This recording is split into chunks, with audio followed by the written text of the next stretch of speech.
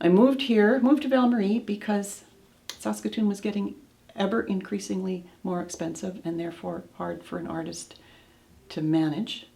And Val Marie has this wonderful setting, a very nice community, very welcoming community, and a much more artist-friendly cost of living.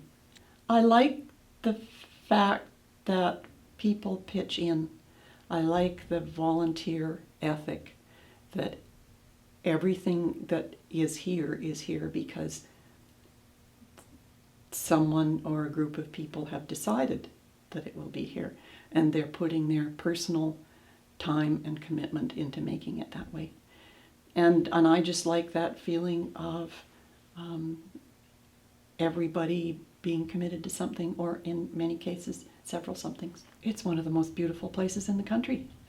I think that's good enough.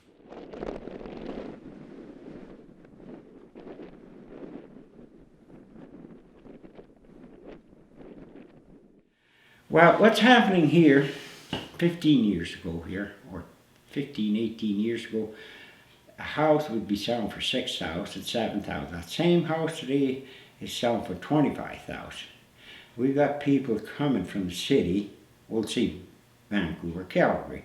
They come up here and they can sell their house for a big price in Calgary for $300,000. They can get a pretty nice home here for $35,000, $40,000. And they're coming here. We got people from all over. There's a gal there from Saskatoon. She works for the government, and she come over here and looked at this village here. She come over. She got herself a nice little cabin, and that's why she retires. And there's about 6, 7 more people the same. And Val Marie is a real friendly town. There's a good future for Val Marie. I mean, if you took that park out of here, be nothing here. Nothing. That park is doing good. And they got buffaloes there, and they've got lots of stuff there. Like they build a campground there, you know. In the morning I'd go out there and I worked there, and I'd meet people and they'd say, they were from China, and they said, what all happened to the trees here? I said, there was never no trees. I just about told them, well, we all cut them down. I said, no, there was no trees here. That's why they call it Grasslands Park.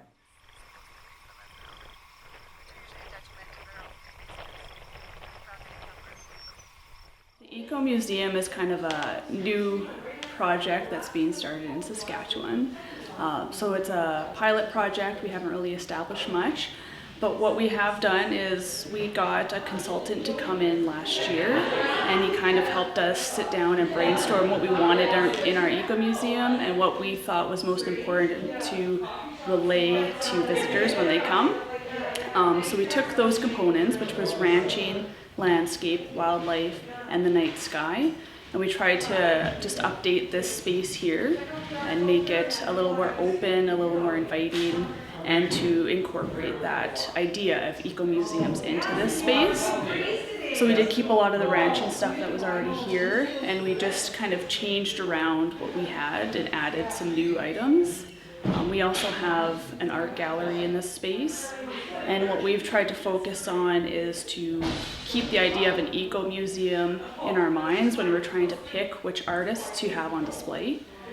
So the one we have right now kind of talks about the history of women in southern Saskatchewan. So we thought that was really applicable to the eco-museum. And the idea of an eco-museum is to have the sense of culture, the sense of place, and try to relay that to visitors when they come, so they have a better understanding of not just artifacts of the area, but the actual true history and people's lives, and to relate more to them personally and understand the relationships of the area. This is like the old brick schoolhouse that was here originally. I think it was built in 1927, and it was actually used as a schoolhouse, and nuns taught here for years.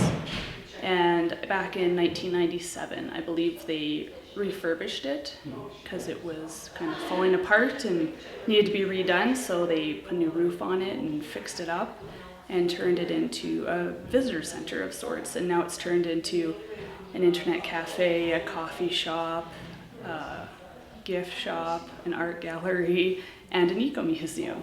I like the small town feel. I grew up in Regina, so it's a pretty big city, and I like, you know, just being able to go to the grocery store and knowing people in there and a small town feel.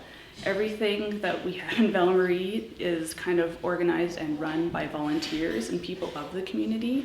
So I think that really makes it special, like the rodeo committee, there's the Prairie Winds and Silver Sage, there's the ambulance, you know, everything's kind of run by volunteers in the community to make it have more resources, I guess, for people that come here and for people that live here too.